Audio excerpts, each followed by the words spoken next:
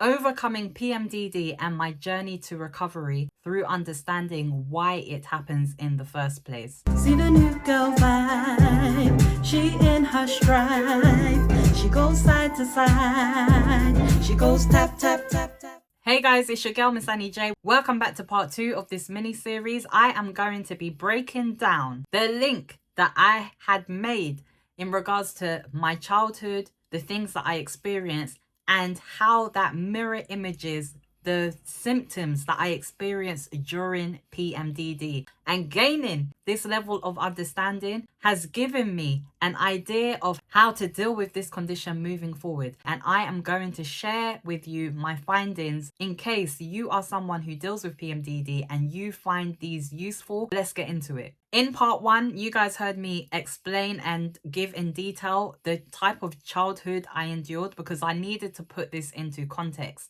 If you have missed that, I will pop the link up here. Please do go back and watch that before you watch this video, as then this video will make more sense. I previously explained the emotional distress that I endured in my childhood. Depression, anxiety, sadness, hopelessness, suicidal thoughts, tearful, feeling like life was meaningless, all of that stuff, right? If you're somebody who suffers with PMDD, a lot of what I'm about to share will probably resonate with you. PMDD starts, I emotionally become extra sensitive to everything. What would normally be my reaction to something, times that times 1,000, and that is then my reaction to it when I am going through PMDD. For something that would normally make me a little bit sad, during PMDD weeks, I would become distraught. Someone rejected me, I would feel emotionally broken. Something that would normally make me a little bit frustrated, I feel rageful. Comfort eating as a child was a coping mechanism. And during my PMDD weeks, I experienced severe food cravings. Hopefully you guys are seeing the links that I started to make with this. As a child who was dealing with depression, sleeping was a means of escape. With PMDD, severe fatigue would wipe me out. I had a low sense of self-confidence.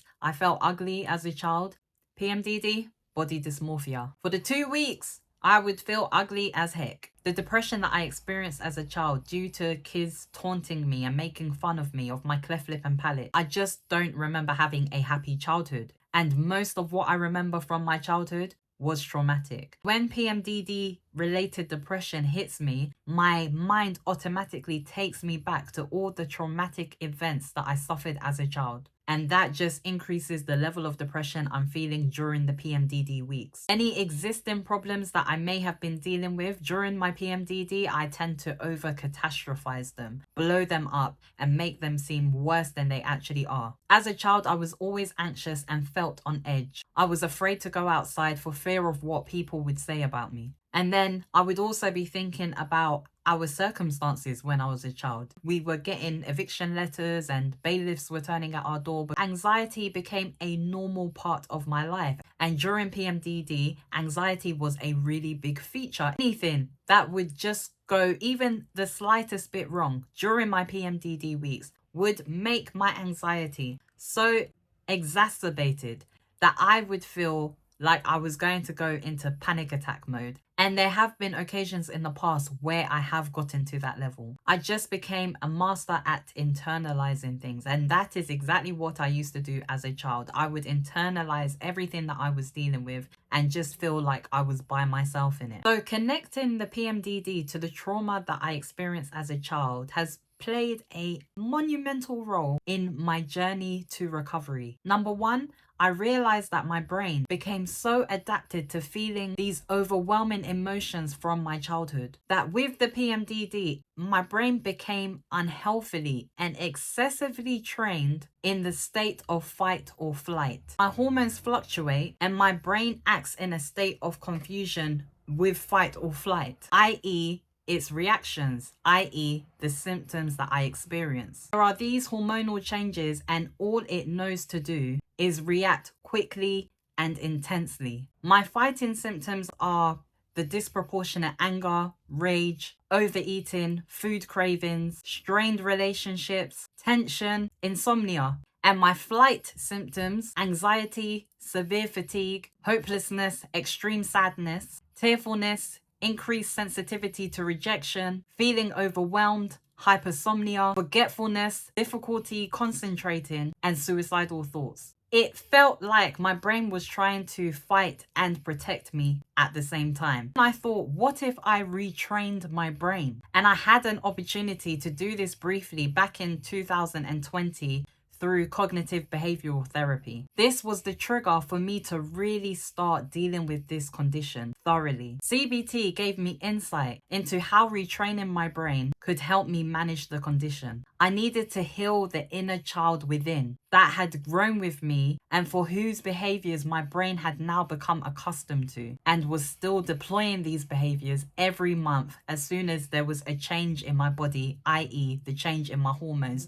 So you guys have heard me say this time and again, but the endorphins overload became my new thing, and I understand now why it works so well. Because the feel-good factors work contrary to how the PMDD makes me feel. Everything I'm doing that causes me to feel good are behaviors I hadn't previously practiced because my childhood wasn't filled with feel-good factors. Establishing a new lifestyle has been monumental in helping me manage the condition effectively. Gymming, when it is the last thing I want to do, gives me so much energy. Spending time with the people that I love and care about, even though during PMDD I really want to be alone, makes me feel so good, loved, and wanted. Genuinely laughing and smiling works for me because my childhood was the total opposite. It's not just about the endorphins that these things provide. It's unconsciously been a way of correcting the difficult life that I endured as a child. And that's why it's been so powerful in helping me manage and deal with this condition in the last couple of years. I'm currently reading a book called Healing the Child Within by Charles L. Whitfield. And it has just added in helping me put all of this stuff into perspective. I will leave an affiliate link to this book in the description box below. So if you go ahead and purchase it, I do get a small commission. Thank you guys.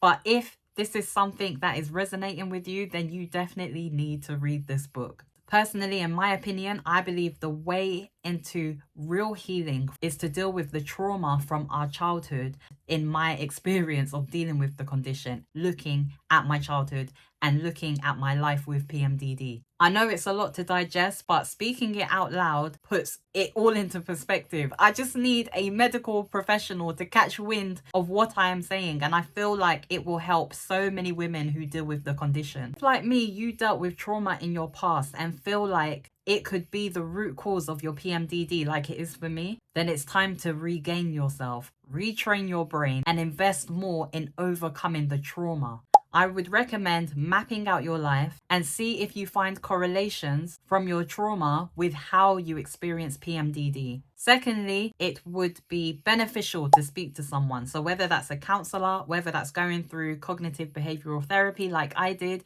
or both, they will be beneficial to your life because we need to be able to release this trauma and to speak with somebody and to know how to deal with it so that we can live a more fulfilled life. Thirdly, God. We need to be able to tap into a higher power, guys. And for me, God is key, center, and focus in my life. Going this journey via my own strength, I don't think it would have been possible. It was important for me to be able to lean on God and to express the things that I've been through and just to be able to pray and reflect. It makes such a difference. Fourth, anything that you love to do that brings happiness into your life and won't cause harm, no matter how you are feeling during the PMDD, trust me, you need to do those things in abundance at that specific time. It will do wonders for you. Speaking from experience again. Number 5, learn to laugh. I highly recommend going on TikToks. Just type funny videos in the search page. I love to do this when I'm going through PMDD because I want to do things that are going to do the opposite of what the PMDD symptoms do to me. Number 6, empower yourself. Read books that will educate you, give you insight, give you knowledge on overcoming trauma. Books that are going to help you become the best version of yourself. Because we've spent so much time being beaten up by this condition, it is time for us to accelerate in life. So reading books is beneficial. And number 7, make sure you subscribe to my channel so you don't miss any of my PMDD videos. Guys, that brings us to the end of this mini series. I hope that you have found this insightful, helpful, eye-opening, just like it had been for me. It has made such a big difference in my life, and it is the reason why I go so hard about talking about doing things that are going to make you feel good. I just want the same for you guys. Be sure to drop me a comment, don't forget to like, and certainly don't forget to subscribe. It's your girl, Miss Annie J. It's a bright new day. You're here with your girl, Miss Annie J. I'm gonna give them what they want, cause I came to slay.